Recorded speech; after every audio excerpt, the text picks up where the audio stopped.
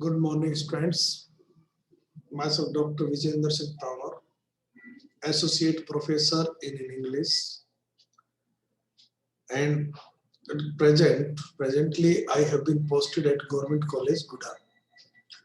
In the video series of lectures, which is being prepared by me for the students of English literature. Today's video is meant for the students of BA Part First who have opted English literature, and the video is related with paper first, and the title of the video is explanation of the Andrew Marvell's famous poem To His Quiet Mistress. It is a poem which is very much liked by the young people. It belongs to the category of metaphysical poem. Before I try to explain or talk about the poet and explanation, let me make you understand what does it mean by metaphysical. Metaphysical. Meta means beyond, physical means which can be seen or perceived. In the past, metaphysics was a science which was related with certain questions. Who is God? What is the relationship between human being and God, etc. These questions cannot be answered categorically. So they are, you can say, in a kind of confusion. So anything which is not clear is called metaphysics. Actually, John Dryden and Dr. Johnson has used the word metaphysics in a derogatory sense that they are beyond the understanding of laymen, but that become a special feature, and now they are categorized as metaphysical poets. So Andrew Marvell is also a metaphysical poet. Metaphysical poet presents situation which is very emotional, and they deal that situation with mind, that is in wit, and in the end there is a victory of intelligence. Now let us come to about the introduction of the poet so that we can understand it. Andrew Marvell was born in 1621 and died in 1678. From his lifespan, we can say that he was a contemporary of John Milton, one of the most famous poet of English literature. Andrew Marvell is regarded as a metaphysical poet. He was a satirist, parliamentarian, means he was a member of parliament, and is popularly known for his lyrics, for his songs, in which he has shown his great gifts of admirable skill, charm, and grace. Means he has shown his talent of how to present emotions in fine words. As a metaphysical poet, he is associated with John Donne and George Herbert. Both are well-known poets of this category. He was a colleague and friend of John Milton, as I told you earlier. The tone of his poem, that is tone of Andrew Marvell's poem, is bright, humorous, tolerant, and civilized. He did not dictate anything. He presents like a democratic setup. He uses arguments, not force, in order to convince the other party or the second party. Now let us come to know about the poem.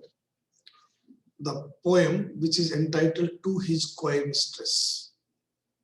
First of all, let me explain the name so that you can understand. Quiet means shy, who is hesitant. Normally, it is believed that if a girl or a beloved is shy, it is a positive quality, it is a positive feature of. And if some girl is very blunt and open-minded and ready to do anything at any time, we do not regard that a good quality. It is normally believed. Generally, it is believed. But here, the quality of shyness, which is generally regarded as a positive feature, a good quality, good characteristics, is regarded as an, you can say, negative quality by the poet. And the poem is based on a seize the opportunity. That is, it is a carpe diem poem. Carpe diem is a Latin phrase. It was first used by Horace, a Roman poet or Latin poet, and it means seize the opportunity, pluck the day, like that. Means if you have an opportunity, something before you, should make use of it. You should not think of the future or any other thing. So in this poem, the situation is that there is a couple, or we can say there is a lover and beloved. The lover wants that beloved should surrender her body so that he can make physical relationship with her. But the beloved is hesitant. She is not ready. She is shy. She is unwilling to involve in such kind of relationship. So in order to convince her, the speaker, that is the poet, has given or written or composed this poem. So we can say the speaker is the poet Andrew Marvell himself. He attempts to convince his mistress, that is beloved, that they should sleep together while they are still young and beautiful.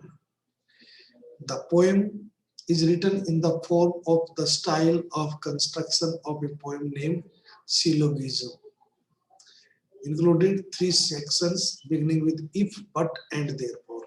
In this structure, the idea is presented with if they had this and that, what they would have done. Then but means the reality is this, and therefore they should take this decision. In this poem, the speaker raises arguments with his beloved to be soft towards him and to relax her firm attitude of Puritan reluctance. In Puritan time, reluctance or unwillingness of the beloved was considered a good quality, but here it is something negative quality. To grant him sexual favors, to have physical relationship with him. Thus, the theme of the poem is carpe diem, meaning seize the opportunity. That is, pluck the day. If you have gotten something, you should make use of it. The poem is divided into three stanzas or three parts, you can say. The first of which is devoted to establishing the problem the speaker perceives and flattering his mistress. In the second and third stanza, the speaker emphasizes the urgency of the matter and calls his mistress to action. Thus, we see that the poem is about that if we have got an opportunity, we should make use of it. The poet is trying to convince this concept to his beloved. Now let us come to the explanation of one and each and every line of the poem. Now the poem begins. What the poet says, had we but world enough, world means space, range, die. We can say space, if they had enough space, means they have no limit of space, they can go anywhere. And time, also time, say 1,000 years, million years, etc. This Quinus lady, this sinus lady, this modesty lady, means beloved, were no crime, no offense. The idea is the lover is not happy with the attitude of the beloved. He tells her that if they had enough space and time, no limit, no restrictions, then her modesty, her shyness would not have created any offense in his life, or would not have, he would have borne her this attitude willingly, happily. We would sit down in that case, because they had enough time and space. This is assumption. Then they would have sit together and think which way to walk, and they would have decided in which direction they should go, and pass our long love's day. That is program of love making, love affair. They would have decided because they had enough time. Thou by the Indian Ganges side, Indian Ganga river in India. Then, in that situation, his beloved might have decided that she would visit and walk by the side of river Ganga, the very long river in India. She would have gone there, shouldest rubies find, and would have searched, found rubies. That is precious stone. I by the tide wave of Humber. Humber is another river that is north of England. He would complain. She would have gone to India, and he would have gone north England, walking and by the side of Humber River and complaining against his beloved for not granting him. That would not have caused him any kind of, you can say, irritation, because in that situation they had enough time and space. I would love you 10 years before the flood. The flood means the great delay, day of doomsday, last day of the universe, you can say. He would have started her loving her 10 years before the doomsday or the day of judgment. And you should, if you please, and in that situation, if she would have liked, she could have refused till the conversion of the Jew. She might have refused, she might not have accepted his love proposal till the last day of judgment. Conversion of the Jew means when all the Jews will become Christian. That is impossibility, that is the last day of the world or universe. The day of judgment, it is also known as doomsday. My vegetable love should grow, and his love, the poet has used the adjective vegetable. Just as vegetable grows slowly and become bigger and bigger, in the same way his love would have grown bigger and bigger, more and more, vaster than empires and more slow. Would have become more or greater or vaster, bigger, larger than the great empires. And it would have grown very slowly, more slowly or slower than vegetables grow. 100 years should go to praise, then the poet says, the poet has used hyperbole in the whole slogan. He says, in that case, he would have used 100 years, or he would have devoted 100 years in the praise of thine eyes, in your eyes. He would have devoted 100 years to praise the beauty of the eyes of the beloved. And on thy forehead gaze, he would have looked her on forehead, 200 to adore each breast, and then he would have devoted 200 years, there no limit of time, to worship, to praise each of her breast. But 30,000 to the rest, and then 30,000 years he would have devoted in praise of each rest of the parts of the body of the beloved. An age at least to every part. He would have devoted at least an era to praise each part of the body of the beloved. And the last age should show your heart. In the last age, he would have devoted to reveal the beauty of her heart. For lady, you deserve this statement level. because his beloved is not an ordinary. She deserves this kind of treatment, this level of treatment. Nor would I love at lower level. He would not have loved her lower at lower level than this. He would have definitely loved her in that manner. The situation is that this is the first part. If they had enough space and time, what the lover and beloved would have done, particularly the lover would have done regarding the beloved's shyness. Now the next part, that is the second part of the poem. This is the reality about which the poet is well acquainted. Dear students, you should look here that there are meanings, and you should understand that what is the meaning of each phrase. So that, because if you look at a word, you will find that they are very easy. But if you go to the phrase, you will find that the phrase has different meaning than the words. But what is the reality is, at my back I always, at my back, very near. Time's winged chariot, hurrying near. Chariot is a vehicle of the times, which has winged, which runs very fast, passes very fast, is heard by the poet. In other words, but the reality is the poet is well aware of the fact that time is passing very rapidly. And very soon the time will cross them. And yonder all before us lie deserts of vastness. And after time is over, they will die, they will be buried, and then they will be buried in the grave. The poet calls it deserts of vast eternity.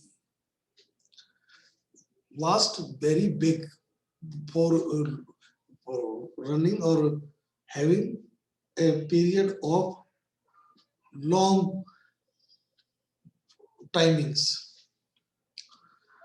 Thy beauty shall no more be found, and then her beauty will be ruined, will be spoiled, will be no more after death.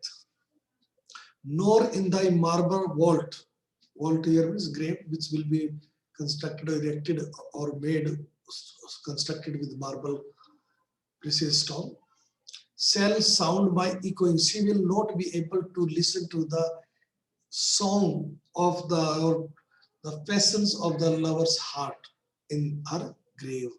Then worms shall try. Try here means spoil. Then the worms will destroy or spoil that long preserved virginity, its untouched body without having a sexual relationship. Then she will lose her body, which was virgin, did not have any physical relationship during lifetime. So that virginity body will be consumed by worms. And your quaint honor, which is she has associated with this, her honor, respect, turn to dust. It will mix into the dust. And into ashes all my lust, and also all the desires for love of the poet will mix up into or will become ashes after death. These two lines, they have a fine paradox. It is generally believed, or it is assumed, that the lover, they seek a private place where they can love each other.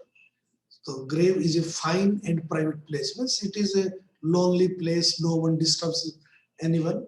It is such a place. But none, I think, do their embrace. Embrace means make love. But the poet says, after that they will be buried in their graves, though it is fact, it is true that nobody will come and disturb them in their grave, but it is not the place where they can make love together. The idea is, this is the reality. In that, if they had time and space, what they would have done. And now in the second part, the poet has presented us for us the reality. Now,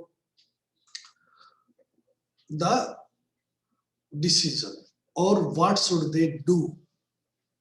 Now, therefore, while the youthful hue means color, That is when you are young, sits on thy skin like morning dew. When you are burning with young age, just as morning dew shines on the earth or on the leaves in the morning.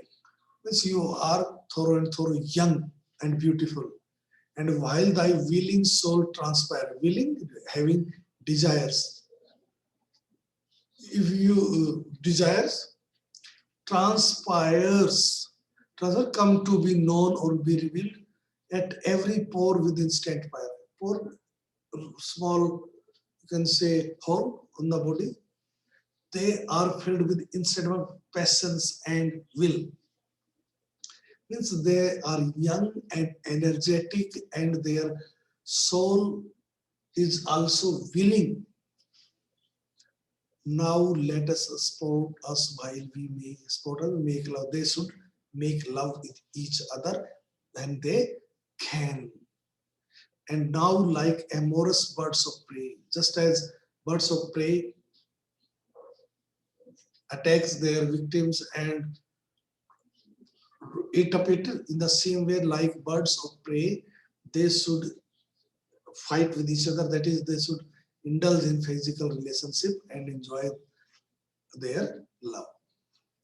Rather at once our time to earn. Otherwise, their time will devour, eat up, they will be eat up by time, then languish, lose energy, become weak in slow chapped power, which is slow moving, you can say, limit of the power.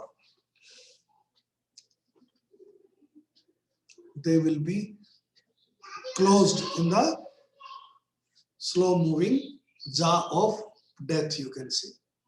Let us roll all our strength and all. So keeping this reality, they should collect all their energy, all their strength, and all our sweetness into one ball. This is symbolic, say, they make one ball and attack it. That is, they should restore all their energy and indulge into their love affair.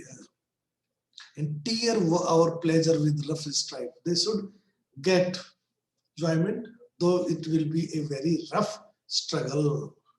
The idea, it will be not easy to get maximum out of this, out of these limitations, but they should try to get it through the iron gates of life, because they are to get through the iron gates.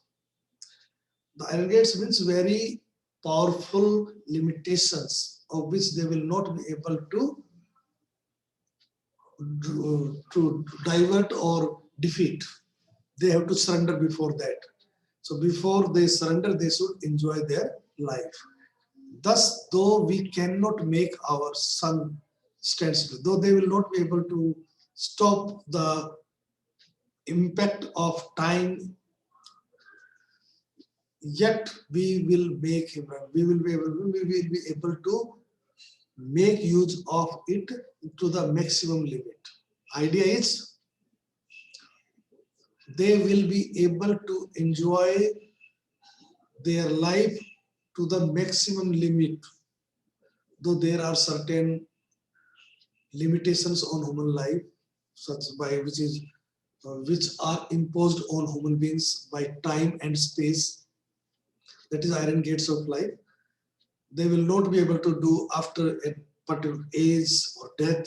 So while they are young and energetic, they should collect all their energy, strength, and involve into the enjoyment of their life.